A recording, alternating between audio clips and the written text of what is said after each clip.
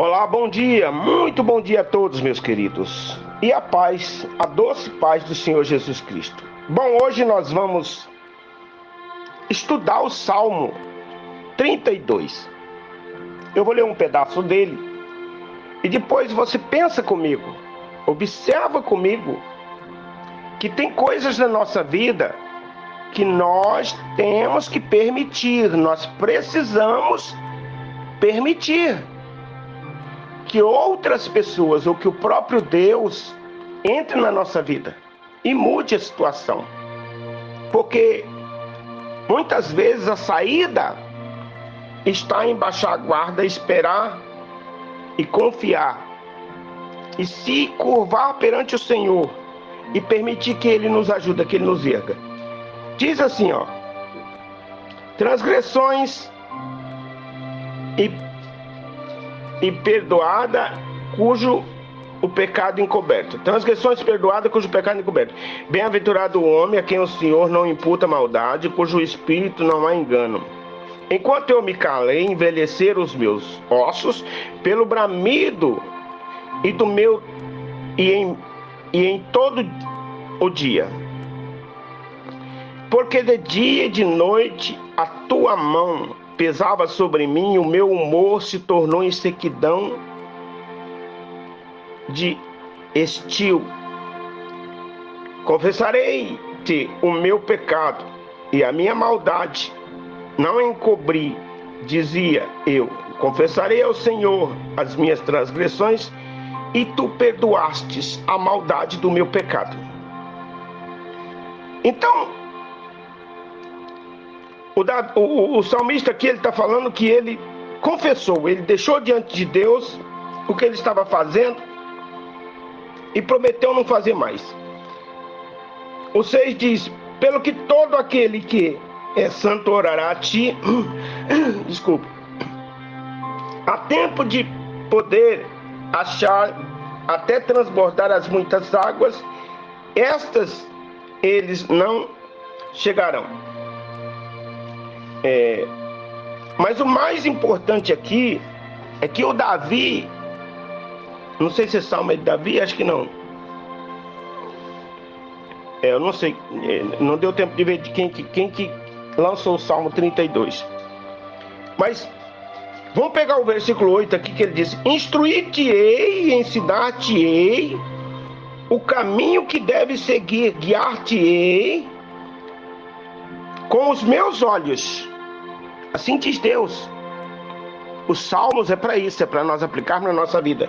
Instruir-te-ei, ensinar-te-ei o caminho que deve seguir, guiar-te-ei com os meus olhos. Olha que coisa maravilhosa. Isso é Deus procurando um caminho para que nós possamos seguir. Não seja como o cavalo, nem como a mula, que não tem entendimento, cuja boca precisa de cabresto e freio, para que não atirem a ti, o ímpio, muitas dores, mas aquele que confia no Senhor, a misericórdia o cercará. Alegrai-vos no Senhor, regozijai-vos, ó justos, e cantai alegremente, todos vós que sois retos de coração. Então você vê que, por mais que eu não queira dizer isso, por mais que eu não queira falar isso, Deus outrora, quando na minha loucura do meu pecado, quando na minha ignorância do meu pecado encoberto, Ele diz que eu sou um cavalo, Ele diz que eu sou um jumento. Deus está me chamando de burro. Pode ler aqui no versículo 8 que Deus está falando: cara, você é um jumento, seu cavalo, seu burro. Porque Ele está falando: instruir-te-ei e ensinar-te-ei no caminho em que deves seguir, guiar-te-ei com os meus olhos. No 9 ele diz: não seja como o cavalo, nem como a mula que não tem entendimento, cuja boca precisa de cabresto ou freio, para que se não atirem a ti, ao ímpio. Muitas dores, mas aquele que confia no Senhor, a misericórdia o cercará.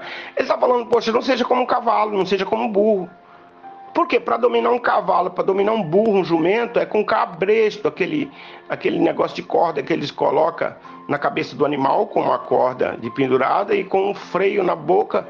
E toda vez que puxa, dói a boca e o cavalo vai para onde a pessoa manobra ele. Ele é manobrado pelo cabreiro. Na verdade, Deus está falando que nós não devemos ser como um jumento, como um burro, como um animal. Mas que nós devemos ser sensível à voz do Espírito Santo. Nós devemos ser sensível à voz de Deus e reconhecer que nós precisamos de ajuda, de misericórdia, que ninguém é uma fortaleza tão grande como um dia eu me peguei em um grande aperto da minha alma. Eu havia jejuado 42 dias, eu estava com uma depressão profunda.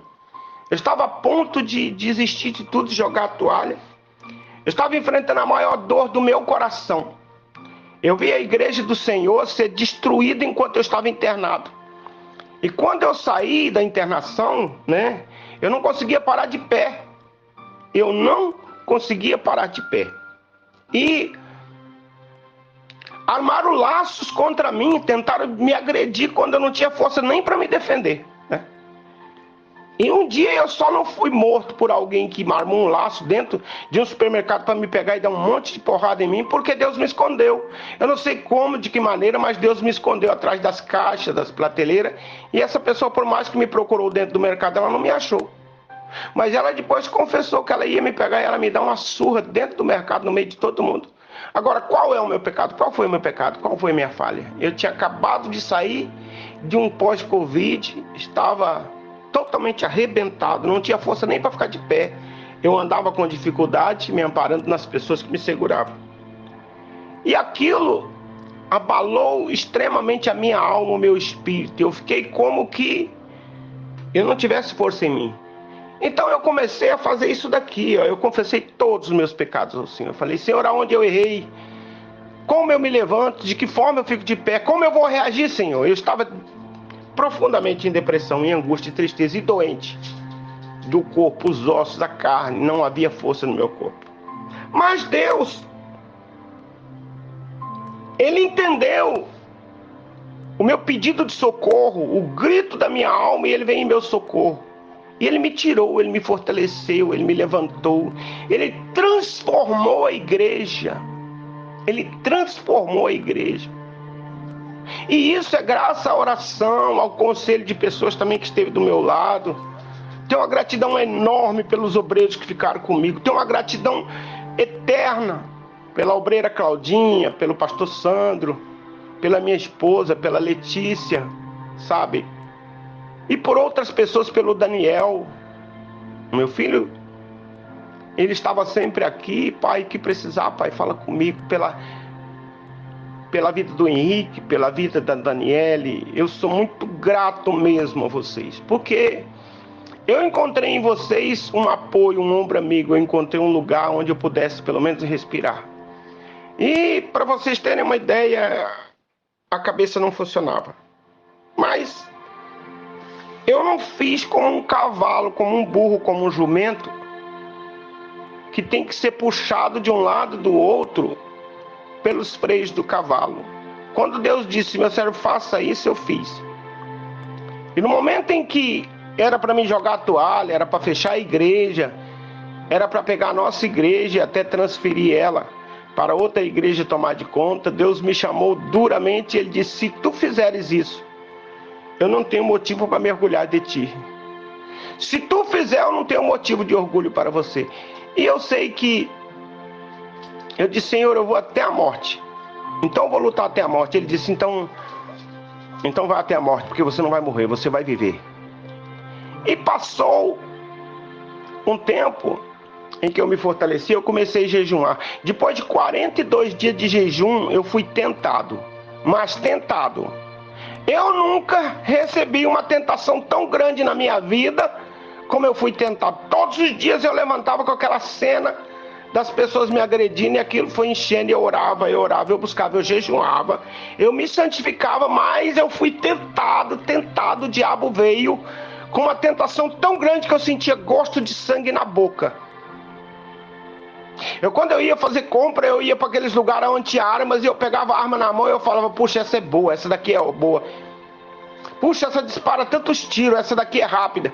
E eu estava a ponto de cometer uma loucura, um desespero na alma, uma depressão, da qual eu não podia. Até que um dia eu desci em jejum à igreja e eu caí de joelho nos pés dos meus obreiros. Em choro, em pranto, eu gritei, gente, me ajuda, por favor, eu vou cometer uma loucura. Eu vou acabar com tudo, eu vou destruir tudo. Eu estou a ponto de matar muita gente, eu não quero. Me ajude, pelo amor de Deus. Eu caí de choro, eu me lembro que a Claudinha me tomou nos braços, ela me agarrou e ela chorou comigo, ela gritava, não, você é o meu pastor. Eu sei de onde você tirou tantas pessoas. Desculpe. Eu vi quantas pessoas você socorreu. Eu não vou deixar o meu pastor agora cometer uma loucura. E ali eles oraram, me abraçaram, acalmaram. E daquele momento em diante, aquele gosto de sangue horrível saiu da minha boca. Aquele desejo, como se fosse droga, como se fosse maconha, cigarro, saiu das minhas mãos. Eu queria ver sangue, eu queria ver gente morta caída para todo lado. E Deus me salvou de uma tragédia, porque eu não imputei o meu pecado, eu não escondi o meu pecado do meu Senhor, e foi pecado horroroso, porque eu estava a ponto de matar muita gente.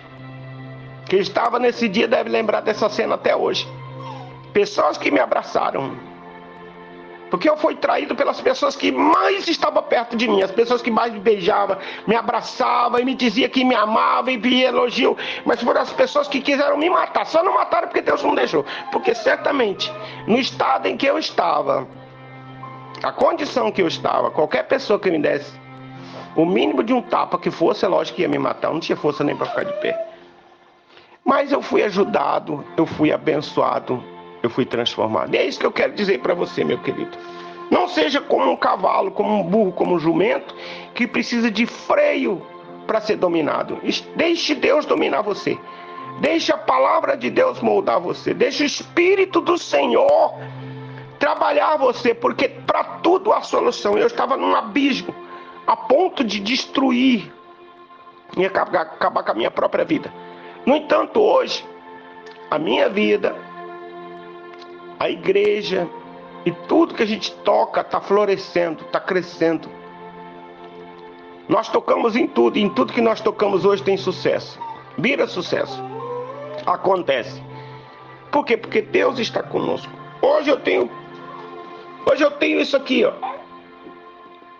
Alegrai-vos e regozijai-vos, os justos, cantai alegremente, todos vós os retos de coração. Coisa boa quando você está reto diante de Deus.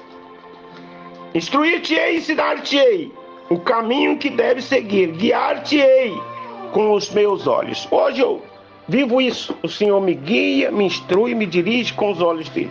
E quando eu vou errar, eu peço, Deus, por favor, não me deixe cometer negócios errados. Na minha idade, eu não posso errar. Eu não posso errar em nada. Deus, eu não posso errar. Não tem como eu errar agora. Olha a minha idade, Senhor. Geralmente eu apelo para a minha idade. Eu falo, na parte da minha vida que eu estou, não há tempo de recomeçar. Então não me permita errar.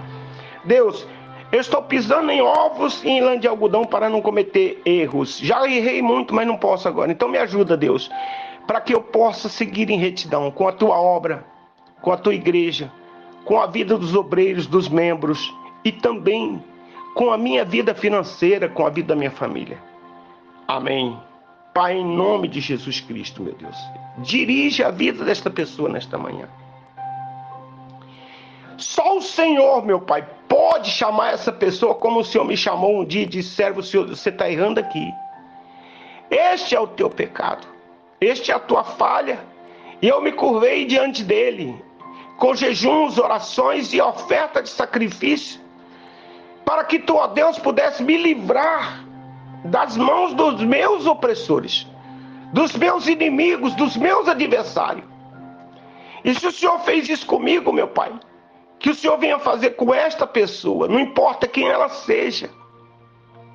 Mas ensina ela o caminho, meu Pai. Guia ela com os teus olhos, como tem me guiado. Orienta com o teu conselho, meu Pai, com a tua direção. Como tu tens me ensinado e me dirigido com o teu conselho. Nunca tomo uma atitude, Pai, sem o teu conselho, sem o teu aval, sem o teu, vai, meu servo, que eu sou contigo. Nunca, meu Pai. Assim como Moisés disse, sem a tua presença não irei, não subirei. Se tu não vais comigo, então eu não vou, fico aqui. Então, meu Pai, faz essa pessoa entender que sem a tua direção, sem o teu espírito, sem a tua bondade, sem o teu conselho, ninguém, principalmente os que temem ao Senhor, vão chegar a lugar nenhum. Principalmente os que não fazem negócios escusos, negócio alheio, negócio irregular. Então, meu Pai, guia esta pessoa nesta manhã, ensina ela o caminho. Ensina ela, meu Pai, para que ela possa crescer e alcançar o que eu alcancei, meu Pai. Eu fui extremamente destruído. De uma só vez, destruíram a igreja a ponto de nós ficarmos com 5 pessoas dentro da igreja. Praticamente ficamos com 5 membros lutando pela obra do Senhor. E depois, meu Pai, também sofremos um golpe duro também numa das nossas lojas, em que a ideia era perder tudo. Mas o Senhor foi tão grande, meu Deus. Ensina esta pessoa que há um Deus, cujo olhar está em cima dela neste momento. Ela só precisa erguer a cabeça aos céus, respirar fundo e falar: Deus, me socorre. Livra-me do meu pecado, porque eu te seguirei. Eu seguirei o teu caminho. Guiar-me-á, Senhor, por onde eu devo ir. E Deus certamente entrará no comando da tua vida, meu amigo, meu querido. Que Deus te abençoe, rica e abundantemente, em o nome de Jesus Cristo. Lembrando a todos que hoje tem núcleo na casa do pastor Pedro. E quem vai dirigir a célula hoje é o Pedro. O pastor Pedro, não o pastor Pedro da Val, o pastor Pedro Henrique, que agora é pastor auxiliar. Ele vai estar dirigindo a célula hoje na casa do pastor Pedro, pastor também. Estaremos juntos lá a partir das 8 horas para cantar e buscar a face do nosso Deus. Um abraço a todos e que Deus abençoe grandissimamente no poderoso nome de Jesus Cristo. E até a próxima, meu querido.